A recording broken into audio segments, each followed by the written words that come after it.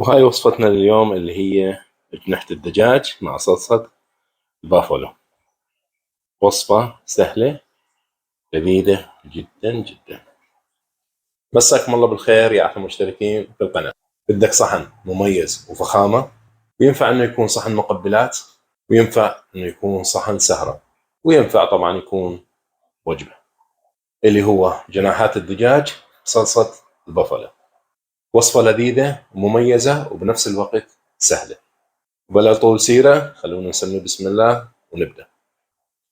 في البداية أجيب جناحين الدجاج وحاول تكون الحجم شوي كبير. بالنسبة لي هذا الحجم اللي حصلته في السوق.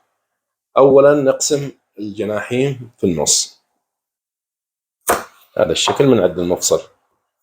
كل جناح طبعا نشيل نهاية الجناح من هنا، أنا حصلته مشيولة كاملة، وبهذا الشكل نقسمه في النص.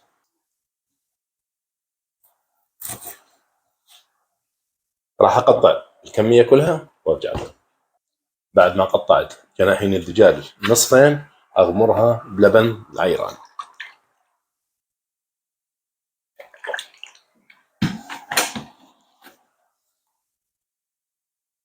بدون أي إضافات، الملوحة اللي داخل العيران تكفي. وإذا عندنا مي مخلل إضافي ما يمنع أن نضيفها لسائل التخمير.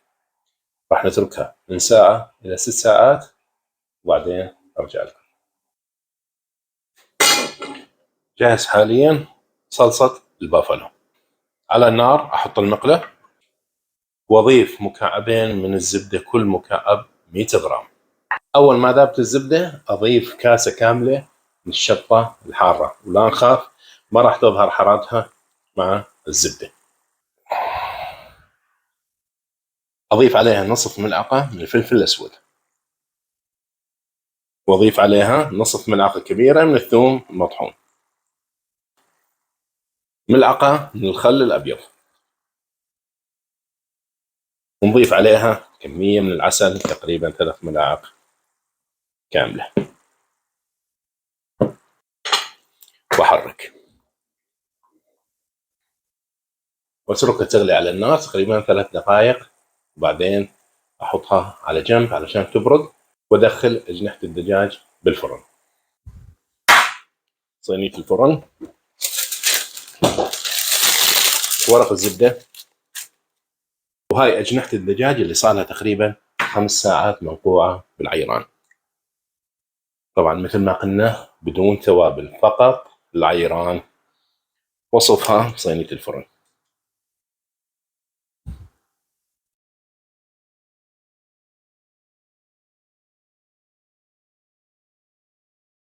أدخلها حاليا على الفرن على درجة حرارة 200، النار من الأعلى ومن الأسفل.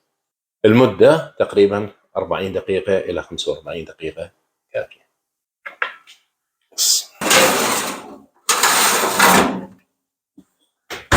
صار له حاليا بالفرن تماما 40 دقيقة، إن شاء الله يكون جاهز.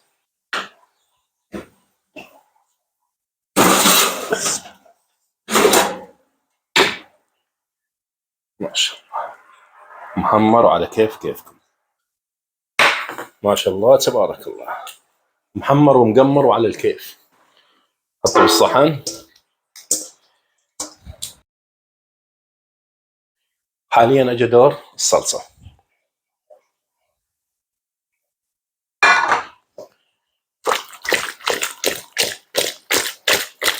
الله الله الله الله،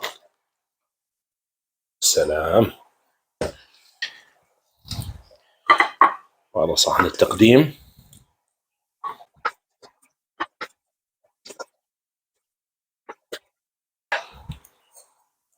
ورشة سمسم،